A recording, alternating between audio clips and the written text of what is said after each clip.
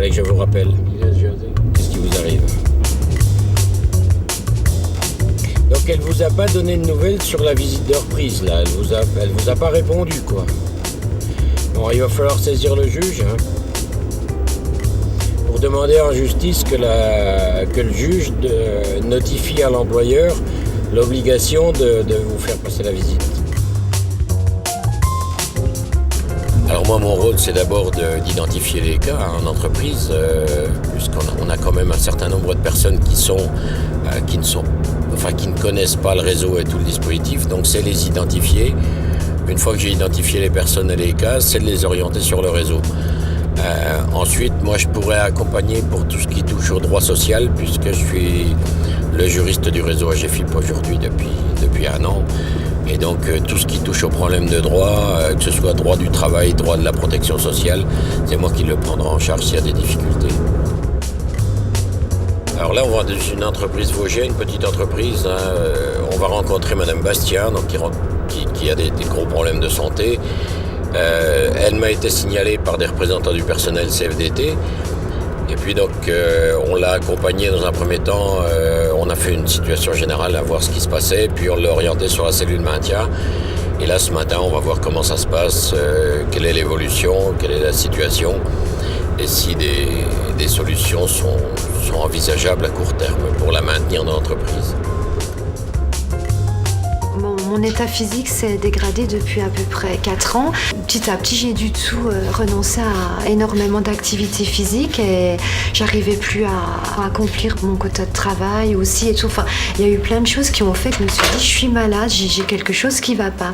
Et on me faisait tellement sentir que c'était dans ma tête, que j'avais pas de raison d'avoir mal, que j'étais pas malheureuse, que j'avais une vie en or et tout, que je me suis dit, ferme-la, il faut plus en parler, prends sur toi. Et puis plus j'ai pris sur moi, plus ça s'est empiré. Extérieurement, ça va, je parais, je veux pas que ça se voit. Et intérieurement, c'est comme si j'étais une petite vieille. J'ai l'impression que j'ai 100 ans. Régine a une fibromyalgie, une maladie orpheline très difficile à détecter.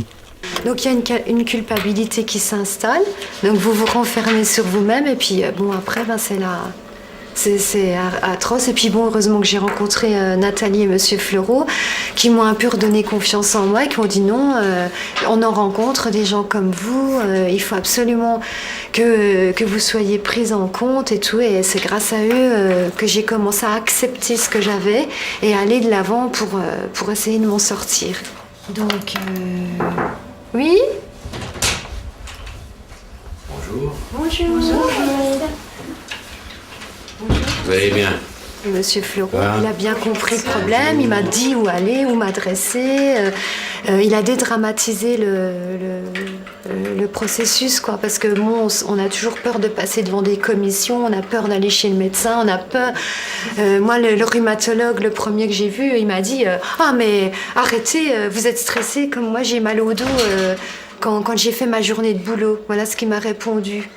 Vous pourrez m'aider, madame? Oui, il y en a pour 2 minutes. Oui, c'est très rapide, ça va vite. Hein. Et ensuite, donc, la Cotorep va vous envoyer l'inspection du travail. Lui, il sera plus sur l'aspect juridique des choses. Moi, je serai plus sur l'aspect aptitude physique, quoi, pure. Compensation du handicap dans l'entreprise. Donc ma mission, elle est bien là, elle est bien de négocier avec l'employeur pour faire en sorte que la personne ne soit pas licenciée et pour qu'on puisse compenser les suites de l'inaptitude au poste de travail. Je l'envoie directement, je vous l'envoie à vous avant, je sais plus Nathalie, est-ce que vous... Non, vous le remplissez. J'espère que ce petit reportage va aider les autres. C'est toutes les personnes qui sont un peu dans un cas comme le mien. C'est ce que j'avais envie de donner et de faire comprendre à tous ceux qui regarderont ce film. Je voudrais que ça leur donne un petit peu de lumière et un peu de punch pour aider les autres. Voilà, pour faire bouger les choses. Moi, j'ai des gens, par exemple, qui se sont retrouvés avec, il leur restait un sac avec quelques habits dedans.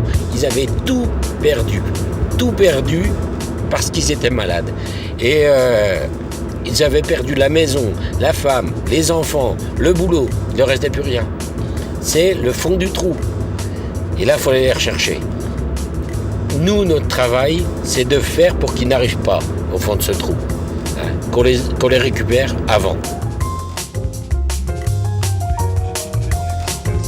C'est dur des fois de savoir qu'il y a une personne qui a eu une inaptitude et il y a eu soi-disant une recherche de... Moi, je pars d'un principe simple, c'est qu'un représentant du personnel dans une entreprise, il a beaucoup de choses à gérer, c'est un généraliste, ça peut pas être un spécialiste. Autre question, il y en a une ici, il y en a encore plein. C'est ainsi qu'en Lorraine, Michel Fleureau a créé des modules de formation à leur intention. C'est de la responsabilité des unions régionales, ce problème-là, c'est de l'interprofessionnel.